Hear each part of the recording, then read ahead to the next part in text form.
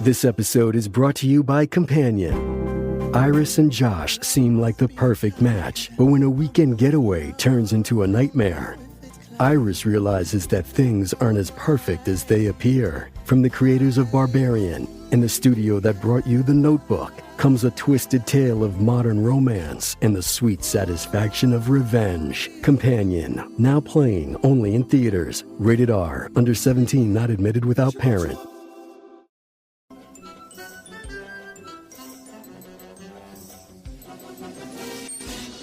And welcome to a new episode of The Simpsons Did It. I'm your host, Steven Skolansky. And I'm your co-host, Robert Skolansky. And this week, we're going to have sex. Actually, we're not, because life is tough and it's stressful, and there's just too much to think about. I've had sex. How do you think you were born? Wait. It's going to be one of those weeks, man. Yeah, for a Simpsons episode, this is more on the South Park lane of things. Kind of. I mean, it didn't get too dirty, and it wasn't topical humor in any way. No, but I mean, it was tastefully done. Yeah. Yeah. So, who's ready for season 6, episode 10? Grampa versus sexual inadequacy, or as some people, I don't know, Disney Plus had this, and apparently this has kind of been out there a little bit, but also other people kind of mistake it for Grandpa versus sexual inadequacy. I mean, they're both the right words. Yes. They're just spelled a little bit differently. But The Simpsons went with Grampa. Yes. So that's how we're going to do it. Come on, Disney Plus. Unbelievable again with your It's like the craziness. fourth one. Yeah. Now, who's Grandpa? Grandpa's fighting sex? No, we'll find out. Oh, okay. We'll find out what he's doing with sex. Besides not having any. Because he's old. Yeah. So the air date, December 4th, 1994. I get the feeling this episode was not a wintertime episode. No. I don't think it was. So we haven't gotten to the Simpsons kind of centering their episodes around when they're going to air. Well, we kind of did. We had a bunch of winter episodes already, so. Yeah. So, recap, when Grandpa and Homer travel selling an elixir, Grandpa reveals that Homer's conception was unplanned. Oh, That's man. like part of the episode. Yes. I mean, well, we don't want to give away too much. No, I guess we don't. It's chalkboard this week. Chalkboard gag. My homework was not stolen by a one-armed man. And I think this is a reference to The Fugitive. Yeah, I'm guessing The Fugitive came out in 93, 94. I think it came out in 92. Or 92? All right. Yeah, 92, 93. Well, it came out before, obviously, they wrote this episode. Oh, right, because also we had The Fugitive Millhouse deal. Yeah. So these guys, I love The Simpsons when they decide to reuse, what is that? References. Yeah. I didn't kill my wife. I don't care. Yeah. Yeah. Bart probably just didn't do his homework and said it was stolen by a one-armed man. He did. I mean, the typical dog ate my homework bit probably doesn't work with him anymore. So he had to come. Except for that one episode where Santa's little helper actually did eat his homework. Yep. And nobody believed him. But no one believed him. Yeah. Our couch gag this week. The family run in from the side past a repeating background shot of the couch and TV. And this is to parody how 50s and 60s cartoons utilize repeating backgrounds in order to save money. We've talked about this on previous Simpsons episodes. They always, they kind of pull from those kind of cartoons. Yep. So it's kind of cool that they did it in a couch gag. Yeah, I like it. Yeah. And so now we get Homer and Marge watching TV in bed. Yes. Now they brought the TV up from the den, probably, right? Yeah, I would say so. They don't normally have a TV in their bedroom. Not always. Not always. It's only when the plot desires it. Yes. And so they're watching the 1971 film Good Time Slim, Uncle Doobie, and the Great Fiasco Freakout. No, Frisco Freakout. Oh, sorry, Frisco Freakout. Starring who? Troy McClure. Does anybody remember this movie? I don't get it because because he always says remember him in such films. Yeah, I don't think he ever told us he was in this film. No, and I like how it was the $1,000 movie of the week. Yeah. 1,000 with an dollar sign for the S. $1,000 sign movie. Yep. And Marge, she just wants to snuggle. She snuggles up, kisses Homer as he's watching, and he's like, "Please, Marge, how often can I see a movie of this caliber on late night TV?" And Marge's like, "Is there something wrong, homie?" "No, it's just that I've only seen this movie twice before. And I've seen you every night for the last 11. Yeah. What I meant to say is, we'll snuggle tomorrow, sweetie. I promise." Now, have you ever pulled that with Shay, where you're watching a movie that you've seen a half a dozen times, and she's like, saying, "Steve, why are you watching this movie again?" No, not really. No.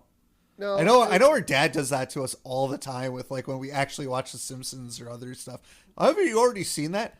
Yes, yeah, but it's all great. the time. Yeah, all the time. No, it's crazy. Like, I swear, yeah, our parents always are like, "How many times do you need to see this?" Or we'll be quoting something. "How many times did you see this?" I'm like, Once. oh, I mean, Shay knows I watch things multiple times. She knows I watch The Simpsons a million times over my life. Princess Bride. I watch a lot of stuff over and over again. Inconceivable. Exactly. And then I love in the movie. I like in the movie when it's like, what about the money or the stash? Yeah, they had they had the wrong bag. They had the wrong bag, and Troy's like, or the guy with Troy is like, "What about the stash?" And Troy McClure's, "There's more than one way to get high," which is true. Drive up the well, they're in San Francisco, and as we know, San Francisco has like roadie hills, and they jump off one of the roadie hills, and they got high. Yep. And so they did. Now we get a month later title card. Yep. And Homer comes like sprawling into his bed because he's eaten too many enchiladas. There's no such thing as eating too many enchiladas. Yeah. And he can't snuggle tonight either. And then we get later that year title card. Yep. So obviously I'm guessing we're in January now because we're in December, remember. Later that month is January, or a month later is January. And then later that year. So maybe we're back into spring, fall, summer. I don't know. Somewhere around there. We're looping around again where they don't age. Yeah. Remember, they don't age. They just loop there's around. no years. Exactly. All right. Yeah. Later that year. What are they talking about? So Homer and Marge are about to do the deed when Bart rushes into the room and they yell at him not to turn on the light. It's like, "Oh don't my turn on the God. light. Don't turn on the light." And I love it because I just found a meme while hunting the internet today, and I sent it to my brother. I'm like, "See, it's a meme moment," and it was. I think I preferred the first meme you sent to me though, because it's always sunny in Philadelphia. That was a great meme. Yeah. So this one was it was Spaceballs where Princess Vespa and what was his name? Barf? No, not Barf. Not Han Solo. The Han Solo? Yeah, the Han Solo character. I see your Schwartz is as big as mine. That guy. Why can't I remember his name? I remember the princess's name, but I can't remember Oh my his God, name. what is his name? I honestly can't remember. But anyway, so they're like, "Don't turn on the light," and then it's the droid. So like, I guess I'm gonna have to disable my Virgin alarm. That was great. Okay, anyway, I gotta figure out the name because it's gonna bug me. Probably. And so Bart says, "Oh, there's a UFO out beside my window." And they're like, "Oh." Now I'm glad Elliot's not old enough yet to walk in on me and Shay, which is great. So Bart's like, "Oh, there's a UFO outside." And so I'm glad Elliot's not old enough to wander into my room yet. So that's good. By the way, it's Lone Star. Lone Star. Oh my God. I'm going to get kicked in the teeth for not remembering that. But they go into Bart's room and it's like, "Oh, it's just an umbrella, Bart." He's like, "But can I sleep in your room?" "No." And Bart's like, "Can I sit on the roof with a baseball bat just in case the UFO does come?" Yes. Yeah, sure. As like Marge just leaves the room. Yep. And so Marge goes back into her bedroom, and you can see Bart climbing up to the roof through his window. And Homer fell asleep while Marge was with Bart. And Yeah. Marge wakes him up to talk about, their marital life. And he's like, Marge, there's too much pressure. What with my job, the kids, traffic snarls, political strife at home and abroad. But I promise you, the second all of those things go away, we'll have sex. Well, I can't wait that long. And so, Marge suggests, we should get help by getting a book. And Homer agrees, I guess. And Marge he thought they were going to get a sexy book. Yeah, or porno or something. And Marge has a tasteful book. And then she turns off the lights. And you see Bart is shown falling off the roof and running to the front door and ringing the doorbell. Because he doesn't have a key to get into the house. Yeah, well, I mean, I'm assuming they lock the doors at night. Oh, that's a good idea. Especially with that cat burglar running around. Yeah. Well, no, I think the cat burglar probably just disappeared. He skipped down? Yeah. Okay. Yeah. That's good. I guess that's good. And so they go to a store, books, and additional books. I can't remember what was the name of. It was at what was the name of the bookstore? I don't remember. Did they not have the name of the bookstore on it? Was it just books, and additional books? Yeah, I think that's what it was. Oh wow, that's a good name for a store, I guess. Today's special, Michener, $99 or $1.99 a pound. Is it Michener or Meichner? Meichner? That might be. Meichner, yeah, it's the last name of James Meichner, an American writer. Was he heavy set? Was that why it was $1.99? No, I saw, because I looked this up and he looked like he was a thin guy. Oh, weird. Did he talk about food? I didn't look into him. Okay. All right. So now we see Marge and Homer going to the marital relations section of the store, where there's books that include Kosher Erotic Cakes, How to Seduce Your Lousy Lazy Husband. I feel like that's the one Marge should have got. Yeah. Bordello Repair.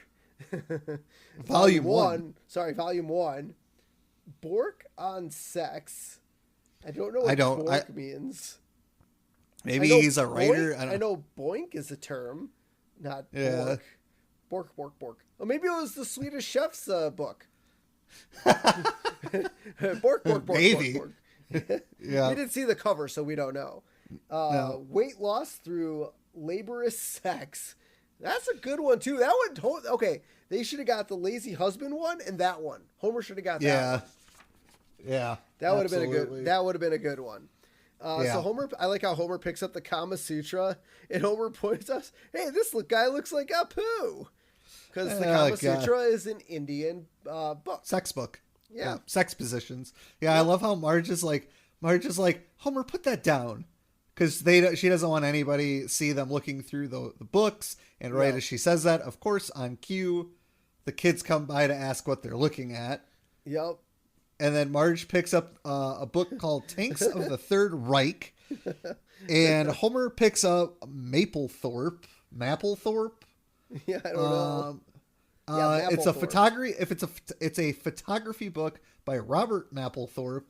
And he does scream. He screams when he gets a look at the contents. And Mapplethorpe was famous for homoerotic nature of his work. Yeah. Well, as the outside of the book suggests, it was just a huge ass. Yeah. Yeah.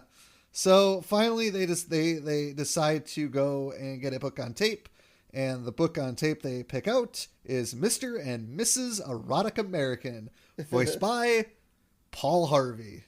That's the rest of the story. And unfortunately, Paul Harvey didn't guest voice this episode. No, I'm a little surprised they didn't. Well, maybe they asked and he's like, no. Maybe. Which is kind of weird. I mean, I guess it was a little bit down the road. They got like Larry King. Did they get Larry King early or a little bit later? They got him earlier. Yeah. So, I mean, because they got him for the mayor's race. That's right. So, I don't know why Paul Harvey would have been so stuck up, unless they didn't ask him. Yeah, maybe. And so Lisa picks out an Al Gore book titled Sane Planning, Sensible Tomorrow, which I feel like Al Gore did write a book around this time. I don't remember the name of it, but that would definitely be something he would probably talk about because he's always about, making sure our life is sustainable on Earth. You mean the book Lisa did pick up was Life of Man Bear Pig? No, that's South Park. Oh, Two different okay. universes. Yeah. And Bart gets the book Unidentified Flying Outrage.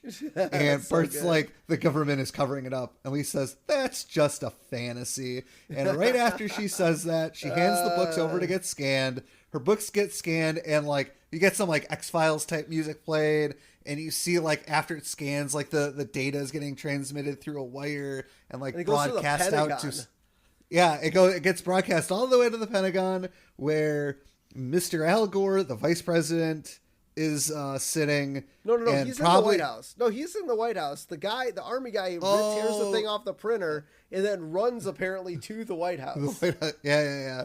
So now we're coming up on, top three definitely favorite scenes entirely of The Simpsons. So Al Gore, is told that somebody bought his book, and he's like, well, this calls for a celebration. And he turns on Celebration by Kool and the Gang, and they sing Celebrate Good Times, Come On.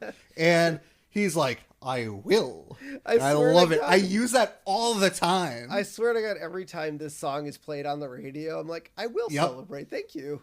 Yeah, I do that too. I love it so much. It's the first thing I think of when I hear the song. It's fantastic. So now we get, Homer and Marge. I think they were in bed.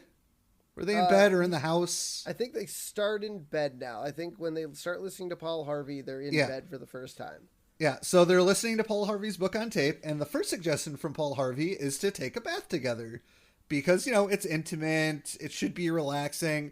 You better have a really big tub, especially if you're Homer and Marge, because they're both Homer's fat and Marge is tall. And so they try this, but yeah, it doesn't work. No, dude, I'm small. My wife's small. No, it doesn't matter. No. You need like a jacuzzi tub for absolutely for that to work. Yeah, so they both get stuck in the tub, and Homer, he gets his back like jammed up against the faucet, which, oh my God, my back felt that. And Homer knocks the faucet off, which causes the water to spray out. So apparently they didn't turn off the water? Wait. I mean, the bath was already drawn. No.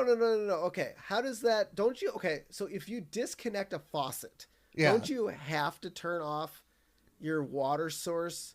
Otherwise, it would, because all it does. No. That makes sense because you have to actually turn the knob for the water to exit the faucet. So if you knock off the faucet, water would spray everywhere, regardless of the knob.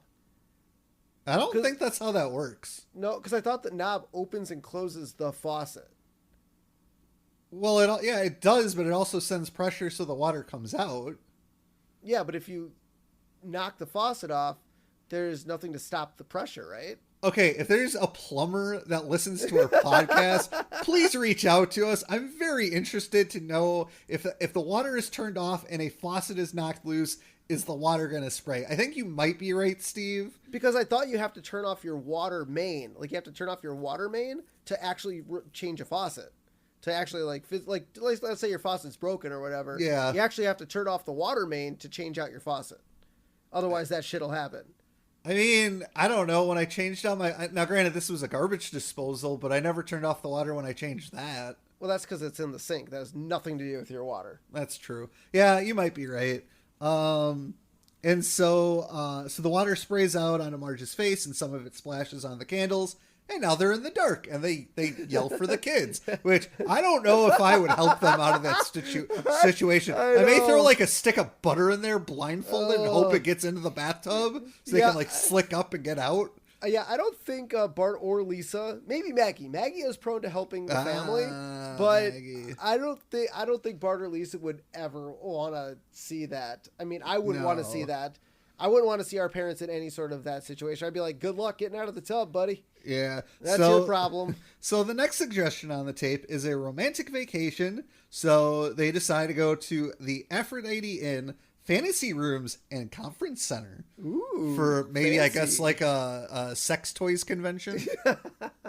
Maybe. And so Homer and Marge look at the fantasy rooms that are offered at the Aphrodite suite, or Aphrodite Inn. Sorry, it's not a suite. Marge is like, ooh, the Arabian Nights room looks nice. Homer's like, ooh, the Pharaoh's chamber has a vibrating sarcophagus. Ooh, that's awesome. And so, but they didn't reserve a room. And so, they get the utility room.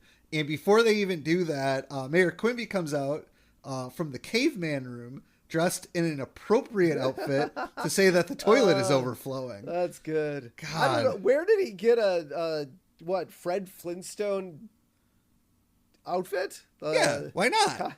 Costume store? It's probably in the room. They're themed rooms. Oh, yeah, you're probably right. That does make sense. So the themed rooms at the inn are the Arabian Nights room, the Pharaoh's chamber, which Homer noted has the vibrating sarcophagus, and the caveman room, which is the one Mayor Quimby came out of, the safari room, the Camelot room, and the utility room. And the utility room is actually the utility room. It is. It's a real utility room. Yeah, which is where Homer and Marge end up. And Marge is like, this isn't really that romantic. I mean, I agree. It's gross. Homer's like, he's trying. He's like, well, I can be the janitor. And what did he say? She could be the janitor's wife? Who came home and like was trying to live that janitor life or something. Yeah, I don't But know. I like how it was like 2 cots. Yeah. So there wasn't even a full bed in there. Like even a twin bed or anything. Just 2 cots.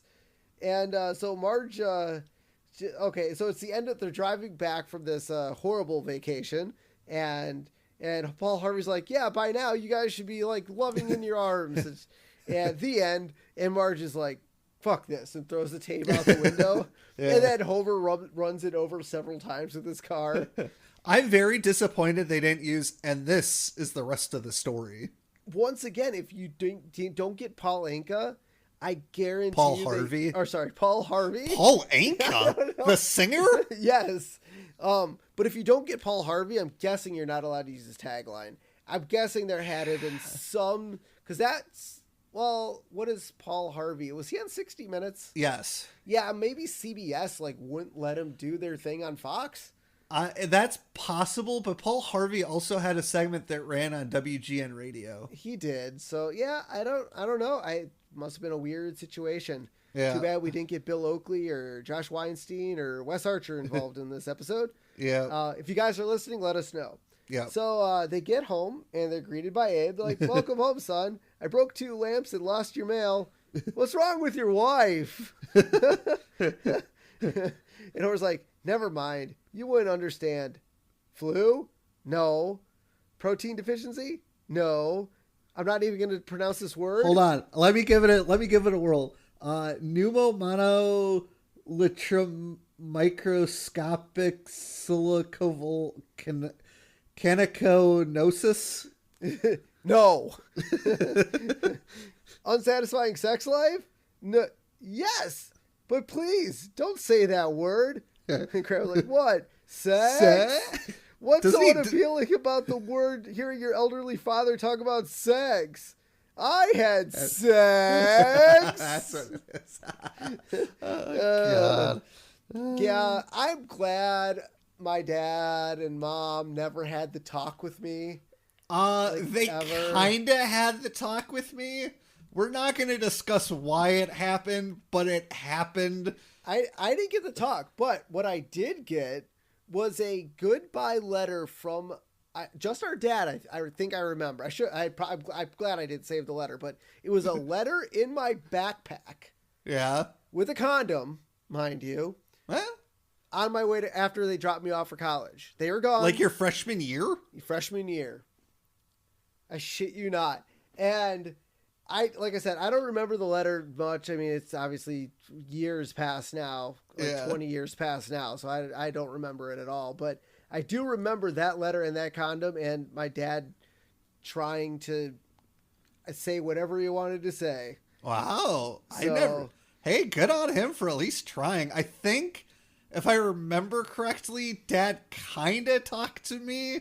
Obviously growing up, I don't know if people can tell by listening to this podcast, but I'm not really the dating type, either by circumstance or because people don't like me. I'm going to probably go with the second one. But you growing up, you dated a lot. Oh yeah. Like, you were a ladies' man growing up, and our cousin Danny and I actually talked about it once because our grandfather was a ladies' man growing up. Yes, he and was. And our cousin Danny and I, we both aren't really, we weren't really daters. No. So like, I'm wondering if Dad actually knew your proclivity of dating women. Maybe.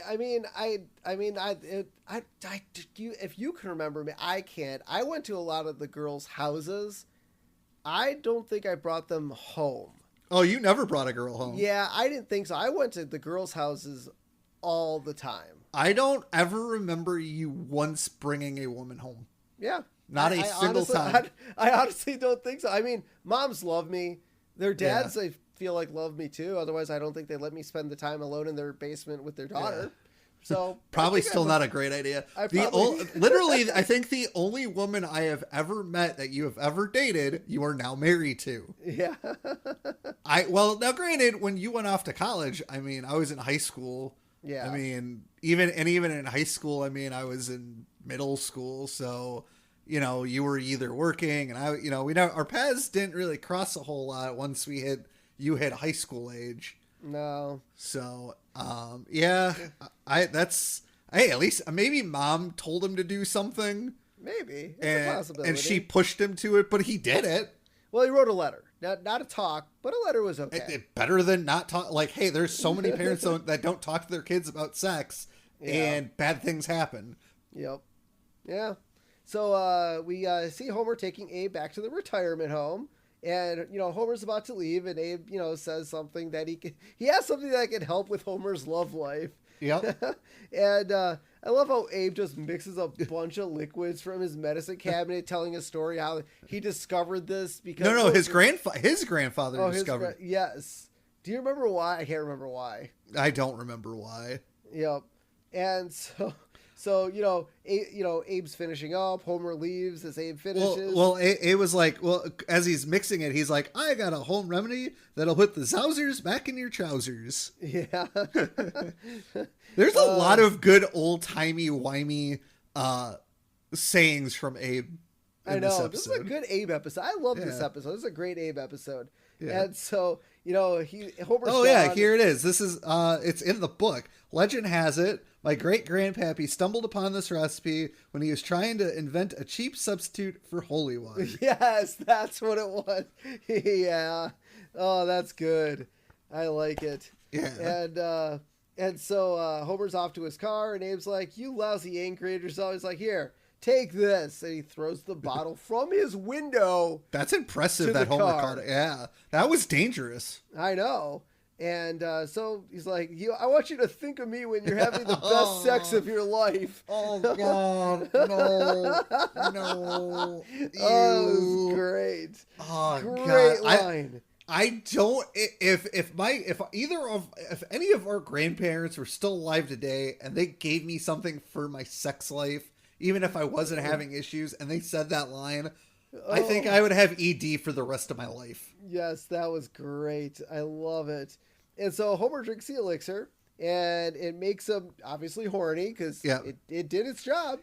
So he goes home and unplugs the TV. And to the kids, like, kids, here's $50. Why not go to the movies and then take a cab to your aunt's house and stay there for a phone call? Stay there, phone call you later now. No. And rushes them out of the house. Well, he wants that good loving. I mean, he wants that afternoon delight. Yes. But I like how Homer says to go to Aunt Patty and Selma's house. Instead of Grandpa's or Flanders, I might have picked Flanders over Aunt Patty and Selma because, Homer dislikes them enough. Yeah. But, they're out the door. They're gone. Well, I mean, he's got horny brain. Yes, absolutely. Homer grabs Marge, takes her up to the bedroom, And I like how we get a train going through the tunnel. Like, this reminded me of, like, Austin Powers. Yes. Like, the innuendos from Austin Powers. It was really good. I liked it. And so we see a train running through the tunnel, rocket blasting off, and hot dogs rolling off a conveyor belt. But that really wasn't sexual. Well, kind of a sexual innuendo. It kind of was. Kind of, but it was actually them at the stock footage festival. I mean, a film festival for stock footage. I mean, it doesn't exist that I know of, but could be a good one. I mean, a stock footage. That's funny because, I mean, you know, working in television, depending on the story, if it's like a really generic story, do I use generic video? Nice. Well, when I used to edit, I don't really edit anymore. But... we should get a bunch of like TV studios and film studios together and have a stock footage film festival. That would be kind of awesome. I would enjoy it, but that's just me. Yeah. And so Lisa asks Bart what do you think's Marge and Homer are doing, and Bart's like, Bart doesn't care. Bart doesn't have that on his brain right now.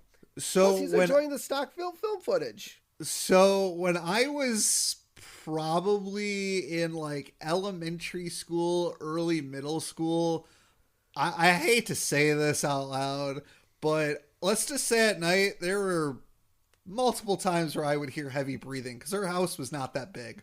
Well, you were directly across from the room. I got the corner room. Yes, I was, and I heard heavy breathing at least once or twice a week growing up. At least I didn't see it. This is indeed a disturbing universe. Yes, it is. So after they're Marge and Homer are done doing the deed, Homer's in the bathroom shaving, and I love how as the conversation progresses, Homer's stubble grows back. Yeah, it's the second time they've done this. Yeah, Some Enchanted Evening was the original time this happened. I think there's another episode where it happens too. Yeah, Homer's facial hair just grows back. Yeah. And so, Marge suggests that Homer and his dad should go sell the elixir. And Homer is like about his New Year's resolution. He's like, but Marge, what was his New Year's resolution? To spend less time with his dad? Exactly. That's a horrible New Year's resolution. Yep. And Marge tells him, but you can make a lot of money selling your love potion. I mean, she's not wrong. Yeah. Although we'll find out a little bit later why they probably shouldn't be selling it. Well, that, and we're going to get into the price, too. Yeah. And Homer's like, all right, where's my pants? He's like, well, you threw it out your window in a fit of passion because you never would need them again. And now we see outside Ned and Mata trying to get the pants out of the tree. And Ned's like, be ready for that wastebasket. Oh, God, that's good. great. And so now Homer and Abe are in I'm guessing Abe's bathroom making love posa. And Homer's like, ooh, mama, this is finally really happening. After years of disappointment with get-rich-quick schemes, I know I'm going to get rich with this scheme, and quick. I'm trying to think back to, he had the sugar one. Yep. What were his other quick rich schemes? I mean, unless he's talking about his side jobs like Mr. Plow or, going to space really wasn't a get rich quick scheme. No. I don't know. I guess I can't think of any other schemes that he's come up with. Yeah. So, they finish making the drink and they market the drink as Simpson & Son Revitalizing Tonic. Now, before we continue, our guest that we've had on for quite a few times, the Simpsons man, actually made some, I don't know if it was still the bottle. I don't think he could legally fill it with anything and ship it. But head over to the Simpsons man's website. I believe he still has these bottles available. And he also makes really cool wood signs with sayings. Those are pretty awesome. I should really get one. I think he has one that says, I had sex. Actually, so it's funny, bring up signs. I know this is kind of a side story, but there was a home on sale in Wisconsin where there was a sign above the bed that said welcome to Pound Town or something. Oh my God. And you could see it in the photos on the real estate website. Dude. Yeah. Yeah. So, Homer and Abe are set up, and Homer asks the Just stamp the ticket guy, like that goes to like when we talked to Warren pointed that out too. Like I can't remember what the episode us and Warren talked about last, but he was in that, and then it was the one where Flanders is kind of going out. The guy asked for like if he validates parking, and he's like, just stamp the ticket. Yeah, so Homer asks that guy if he's having trouble satisfying his wife, and rightfully so. The guy punches him because you don't really ask a man if he's satisfying his wife. Yeah, that's not a very good sales tactic. No, and so Abe's like, Homer, you're an idiot. And he's like, let me give it a try. And Abe stands up, he goes, step right up, folks, and witness the magnificent medicinal miracle of Simpson & Sons patented revitalizing tonic. Put some ardor in your larder with our energizing, moisturizing, tantalizing, romanticizing, surprising, herprizing, revitalizing tonic. And they're not going to make a lot of money. And then everyone cheers. Yeah, everyone's like, holy crap. But they're not going to make a lot of money. They're selling it for $1. I mean, this is 94, so maybe whatever they bought to make this stuff only cost them maybe like 50 cents total per bottle. I don't know, but man. Even so, like, sell it for $5, man. Dude, man, I guess I'm sure Viagra was out in the 90s. I mean, they're selling that for like what, $70 a pill or some shit? I don't know. I don't know. Well, now you can get a prescription for it. Exactly. But I'm just saying, $1, they could have done $5 a bottle, $10 a bottle. Yeah. Well, maybe people would just assume it was like a snake oil thing, which it kind of was. Yes, but start at $1, and then once you realize it's actually working, hike up the price, man. Yeah, so then Professor Frank decides to buy a bottle, and he drinks it, and he transforms into a suave man with a deep voice, which is a reference to Jerry Lewis's transformation into Buddy Love in the original Nutty Professor. You must have looked that up because I didn't know that. I did. Okay. Yeah, I did not know that. I found that reference. So. I like it. That's a good one. And so now we see all the different people who bought it. Millhouse's parents bought the tonic, and Kirk tells Millhouse that he bought a pop-up tent for him to use every single night. But I like it. Would you catch that when he came in, he told Luann that they could push the twin beds together? Yeah. So were they starting to have marital issues? Now I have heard that it does kind of help with like relationships if you don't sleep in the same bed. I have heard that. Yeah, I know. I mean, I don't know when I know Shay's parents sleep in separate beds. But they're still married. Yeah. Oh, yeah. You know, I mean, it's also possible, like, I mean, I dated a woman where she hated sleeping next to me because I give out a crap ton of body heat. Like, I am warm as shit at night. Now, if I were to date a woman who's consistently cold, she would probably like to sleep next to me. But I mean, like something like that. If two people run, hot when they're sleeping, you don't want to sleep next to each other. No, that's when you get a bigger bed. Or you get separate beds. Or a bigger bed. King size bed, man. I mean, I guess. And so then we see Dr. Hibbert has bought it, and he notes to his wife that he will get mild poisoning because of the conditions of how Abe made the tonic, but he's like, screw it, I get to have sex, so he drinks it anyways. And he drinks like, he gives the laugh. So now we cut to a deserted Springfield where the kids are in the town by themselves, and Bart and Milhouse are like, where are the adults? And Nelson comes up, he's like, who cares? I run things now. And then Bart, Milhouse, and Nelson just kind of stand around awkwardly, and then Nelson's like, carry on. I mean, okay, look, I love the back half of the story here. I absolutely do. But I feel like why are all the adults having sex in the middle of the day? Would they just wait till the nighttime to drink the tonic? I mean, it kicks in like right away. Well, yeah, because it's like dinner time. Exactly. I mean, what are you guys doing? Yeah. And so Bart tells Milhouse that UFOs or other paranormal stuff is going on. And Milhouse is like, oh, that must be true because you got that from a book. Damn straight. Oh, God. And then I love how like Ralph is coming up and like he keeps walking into the wall. Really? I didn't like. It feels like that's what he was doing. I don't know. And he goes up to Bart and Milhouse and he's like, "Can you cook my dinner for me? I'm not allowed to touch the stove." Which is fair. I mean, one, he's a kid, and two, he's Ralph. Yep, but I like how he's carrying around a TV dinner. Well, I mean, it's Chief Wiggum, you know.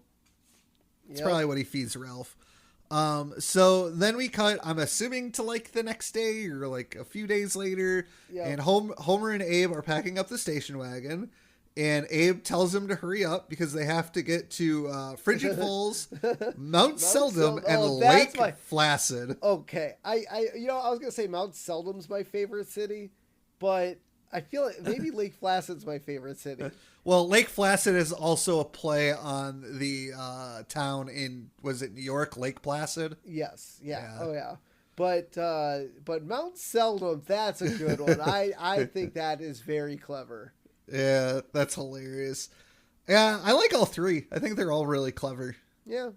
And so Abe is being heard as they drive into Spittle County, which is the birthplace of the loogie, which I believe this is actually the second time we've seen the sign. Because that's where Lurleen lives. That is true. And then I love how Abe's like, and that's what's wrong with Bart's generation. Now let me tell you what's wrong with your generation. Because Homer doesn't, because like this all comes about because Homer tells Marge he doesn't want to be stuck in the car with Abe because he talks too much. Oh God. And that's old people. They're like, this is what's wrong with your generation. My generation was so good. No, you weren't. I got to go on sales calls with Dad after school sometimes. I went like once or twice because when I did it, it was at the very tail end of the liquor distribution business that Grandpa had. Yep. Did Dad talk your ear off? A little bit, but did he tell you that's what was wrong with your generation? No.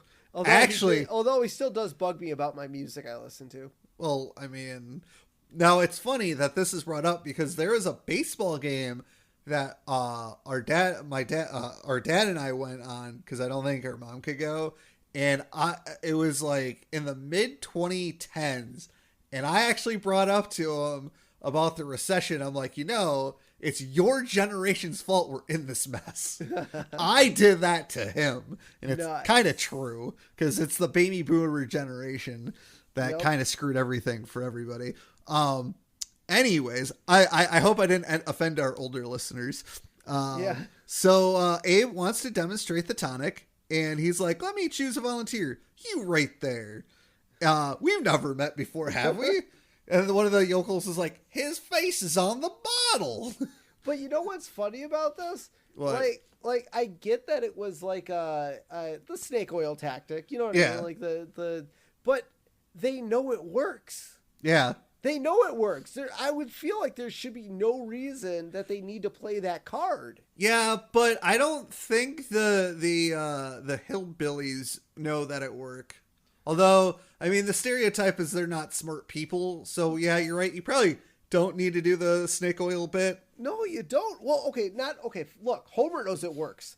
He's already taken it. Yeah. He knows the stuff works. Like I feel like they didn't have to do that. I mean, they did it as a bit for the snake oil thing, I think. Yeah. But in reality, yeah, they didn't have to do it. No, they did not.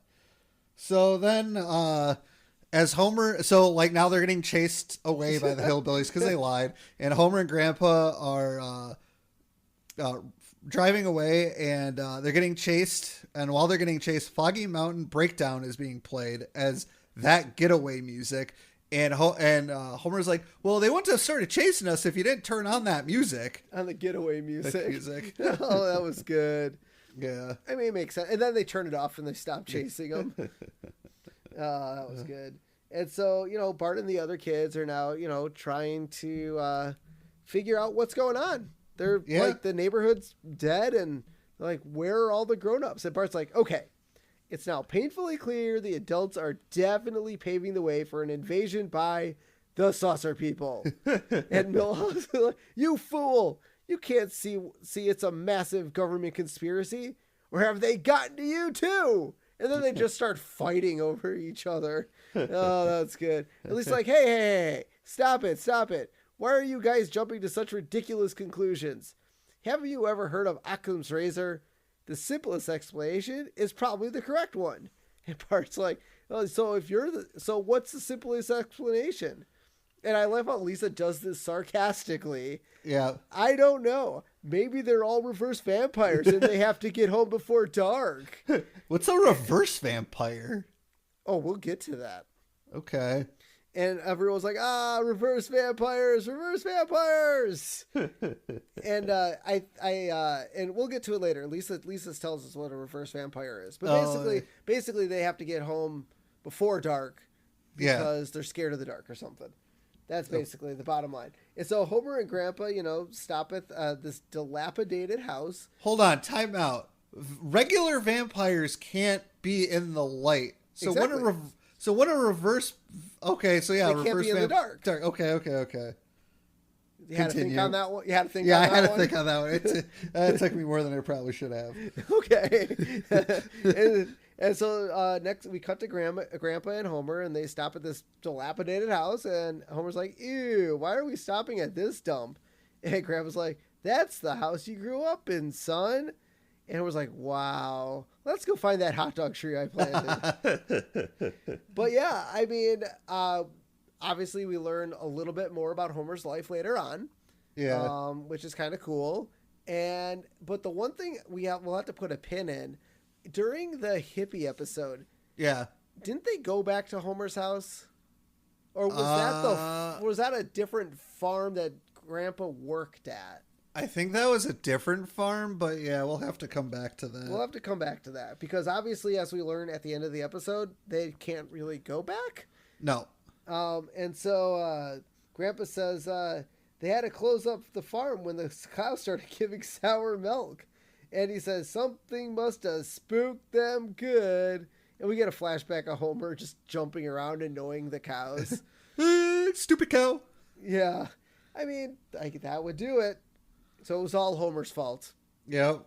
All Homer's fault. And Homer and Abe walk into the house, and Abe wonders what the old house would say if the walls could talk. And Abe pulls I'm guessing a light switch in the ceiling, and the ceiling falls right onto Abe. A bunch of stuff hits him, and Homer starts laughing, and then he's crushed by the bathtub. And Homer's dead once again. Yep. Yeah, Abe was hit with like a toaster and a tricycle, and obviously the drywall from the ceiling. Must have been a whole... Okay, there was an upstairs. I was like, I'm trying to imagine like the outside of the house. I'm like, wasn't that a Rambler? Was there really an upstairs? But yeah, now that I think about it, there was an upstairs. And so Abe and Homer, walk into another room, and we see that there's like a burn-in of Homer sitting watching the TV, like an ash shadow from the Radiation King. So Homer has cancer now? Probably. Well, he works at a nuclear power plant. Yeah, he has a lot of radiation. Yeah. Homer has a lot of radiation.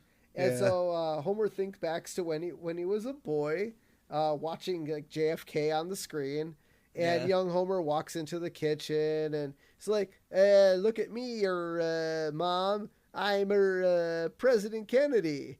And Homer's mom's like, oh, Abe, maybe our Homer could grow up to be president someday. And Abe's like, you, president? This is the greatest country in the world. We've got a whole system set up to keep people like you from ever becoming president. Unfortunately, that day has passed. Quit your daydreaming, melonhead. And then we flash back to the future. It's like, quit your daydreaming, melonhead. Yeah. Yep. And it's like, Dad, or I guess, well, is it in the house or is it into the car? They flash into the car. And he's like, oh, it's because of you that I could have grown up to be president. You didn't believe in me. Yeah, he's like, Dad, how come you never gave me any encouragement?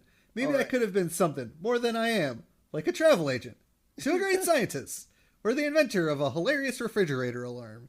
I mean, he did invent the Homer. Yeah, right? But that wasn't good. Yeah, that failed.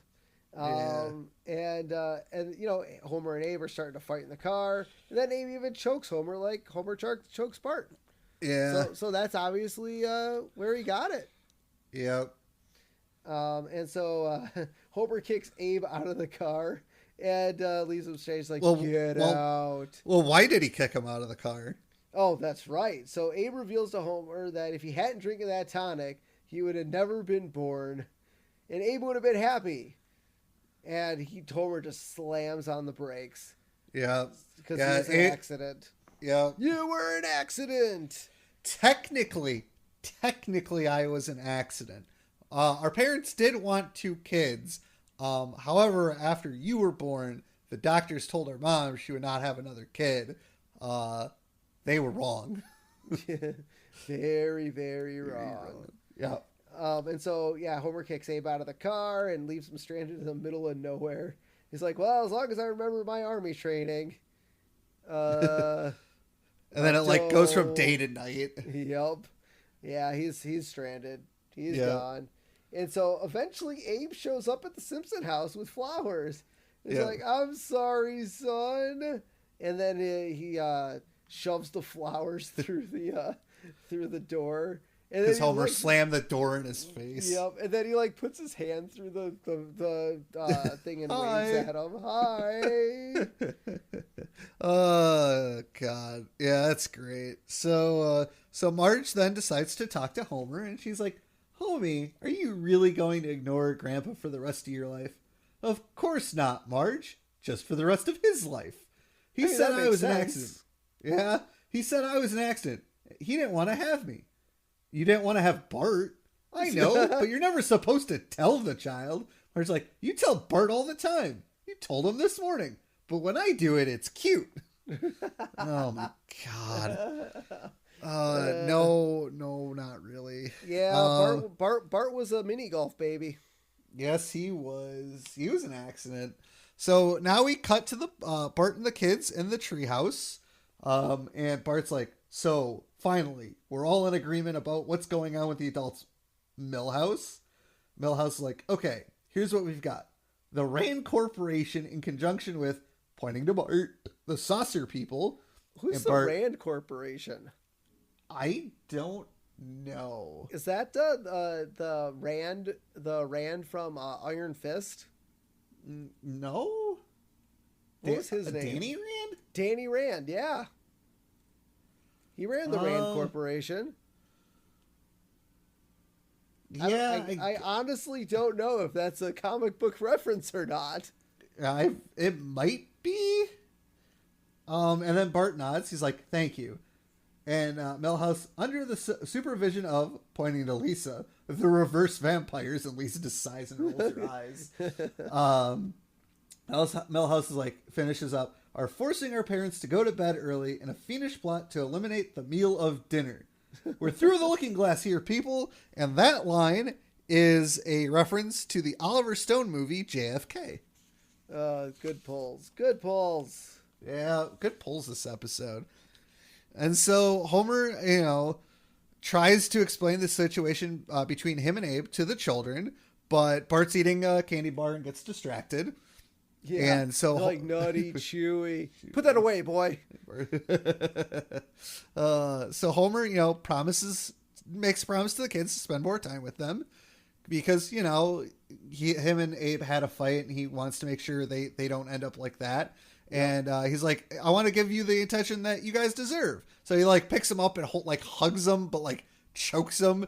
And guess what Homer did? He forgot about Maggie. God, poor Maggie this episode, man. Yeah, the forgotten child. Yep.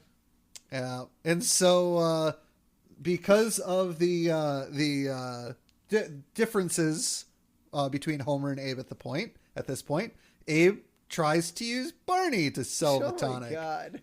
But that's a terrible idea because Barney falls down drunk. Well, I like how he calls him his son too. Yeah. But then again, no one questions that. Why does he not look like that on the bottle? Yeah. Oh God. So and then we cut to Homer with now he has Maggie and one of those baby huggy things, but he's eating chips and getting crumbs all over her. Yep. So clearly he still doesn't care about her. And he's like, Homer goes to Bart, "Bart, it's time I teach you how to ride a bike." And he pulls out, I'm assuming Lisa's bike. Yeah. And he's like, he decides to ride it, but Bart's like, "I already know how to ride a bike, and that's a girl's bike." Well, it's like, no offense, Homer, but your half-assed underparenting was a lot more fun than your half-assed overparenting. It's like, oh, but I'm using my whole ass. Dad, it's just that too much of your love can be scary. Yeah. So the reason that's said is because Lisa's in a homemade tire swing that apparently Homer took like right off of a car and didn't clean it out. And so now Lisa's hurt. Yep. And so Homer tells the kids. He also put it way up the fucking that tree. Yeah. Yeah. I don't know. Obviously, Lisa can't get down by herself. No, not at all. No. And so Homer is like, all right, kids. Well, I got some serious thinking to do. And he walks away. Great line. And Bart and Lisa's like, I think he meant some serious drinking. Yes. Oh my God. Yeah, because it's Homer. Homer's going to go drink, not think. Oh, that was a good line. That was a great line. Yeah. So when Homer leaves the house, so this is kind of a animation error, I think. So when Homer leaves the house, he leaves in the station wagon. But when he gets to the farmhouse, he is in his car. Wow, I must have missed that. Yeah. Orange station wagon, pink 4-door sedan. Come on, Simpson animators. Unbelievable. Terrible. Yep. So then, so Homer walks around the house and he's like, well, how can I be a good dad when I didn't have a good dad? Yeah. I mean, it's true. I mean, you really think about it, you know, unless two parents really take it upon themselves to not be like their parents and hope that their kid has a better life than they did at growing up, it's a cycle. Yep, absolutely. Yeah. And so I like how he's in the house, kind of wandering around. He kicks the wall and a book falls down, revealing a picture of Homer meeting Abe as Santa Claus. And Homer's like, my dad was so bad. He wasn't even there the morning I met Santa Claus. And then he like looks at us like, Dad? Realizes that his dad was actually Santa Claus. And then Homer lights the picture on fire because obviously they're using like candles in the house or matches. Well, he's using a match to look around. Look around, yeah. And then he starts waving the picture around and it's spreading fire everywhere. And I'm not quite sure that's how fire works. No, that's not how fire works. Now, if he like dropped it, like that's a very old house, and that house is probably very dry wood. So if he had dropped it, then yeah, it probably would have started on fire. But he's like waving it around. It's a small picture. I know. And so, but here's okay. So we see Abe across the house where he started a fire in the fireplace. Yeah. And he's blaming the tonic for all the trash, and he throws the tonic into the fire because it's caused all this damage. Yeah. The tonic explodes, which causes the house to catch on fire. Now that's how fire works. God, what was in that tonic? Everything. Like, how much flammable shit was in there? A lot. I don't think I don't think the parents got mild poisoning. I think they got extreme poisoning. Yeah. It was like they drink gasoline, basically. I mean, pretty much. I'm sure there was cologne in there. I mean, dude was grabbing everything from his medicine cabinet, man. I think that, so in the medicine cabinet, I should have paused it and written what was down there. But the one thing I do remember that was in there that I don't think he grabbed was asbestos pills. Okay. That would make it poisonous. Yes. But it's funny. Homer, great at mixing things to make a drink. Yeah. Abe, good at things making a drink, but at least Homer grabs stuff from his kitchen cupboard and not the medicine cabinet. Except for the cough syrup. Yes. But wasn't that in the cupboard too? He didn't go to the bathroom. That was it was all in the cupboard. You're right. Yeah.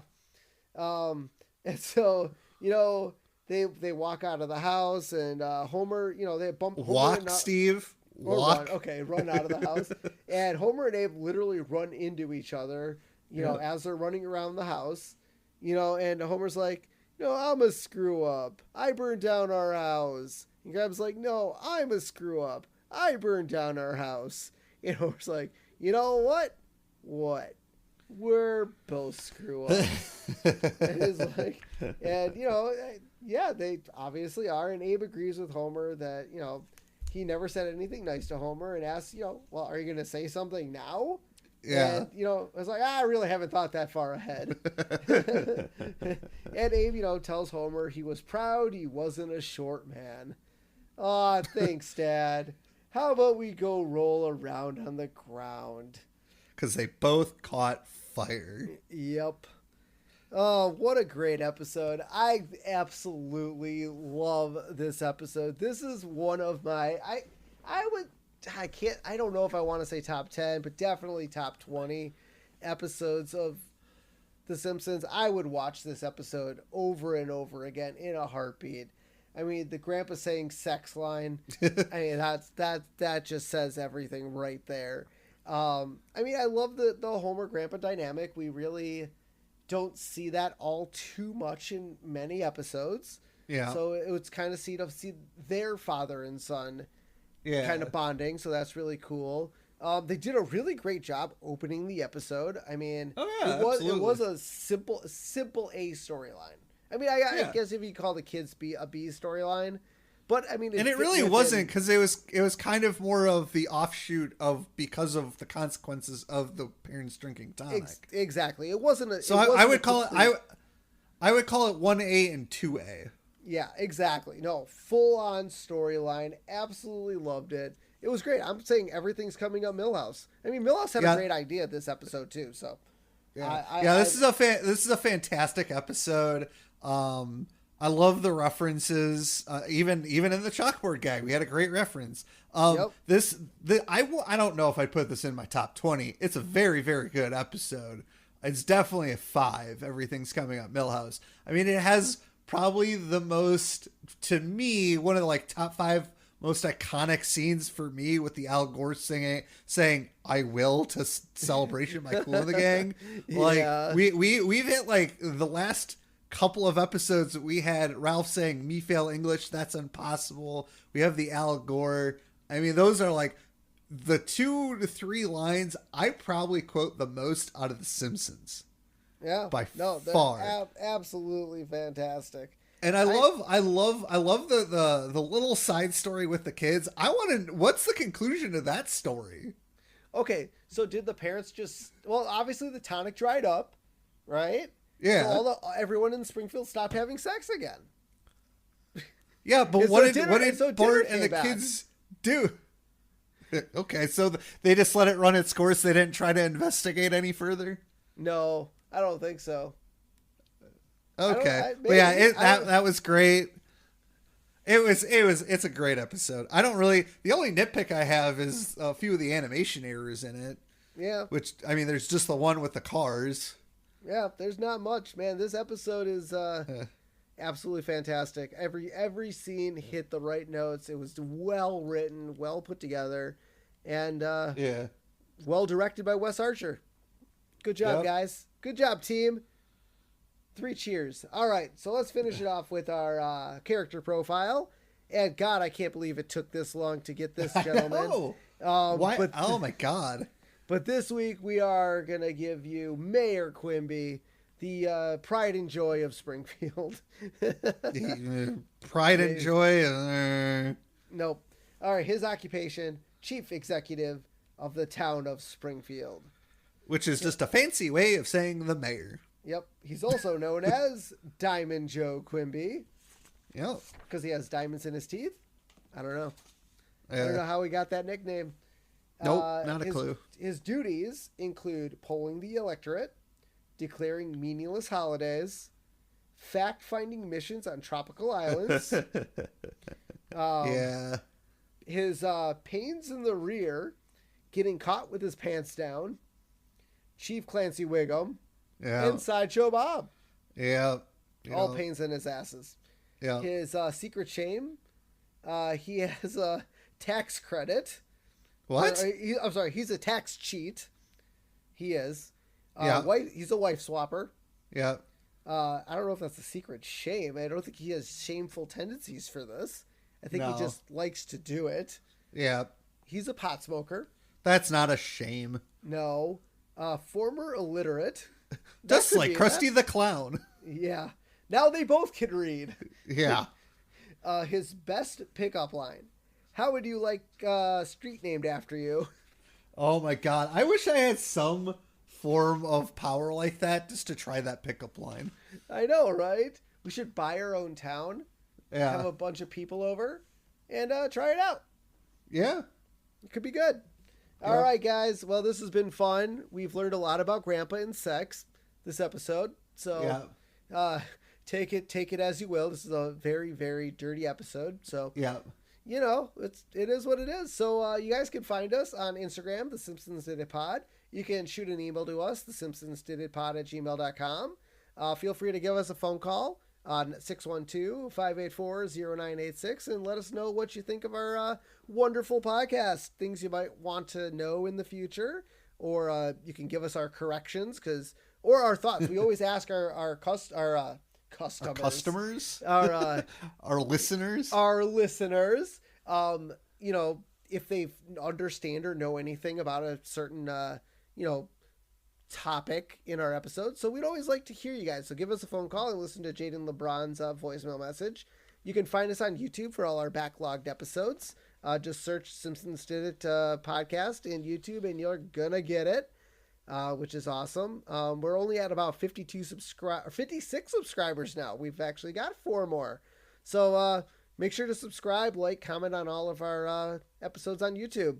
Lastly, if you'd like to donate to our podcast, head over to buymeacoffee.com/The Simpsons Did It and donate a duff or two, and we'll send you some stickers in return. So until next time, I'm Steven Skolansky. And I'm Robert Skolansky. And this has been The Simpsons Did It. Shh.